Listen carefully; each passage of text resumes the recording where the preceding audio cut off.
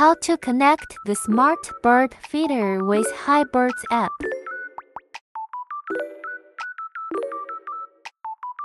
Press and hold the power button on the device for 3 seconds until the indicator light starts blinking.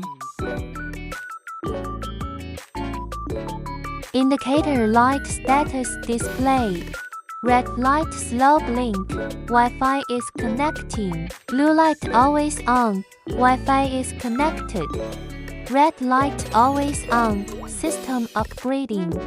All lights off. Device sleep.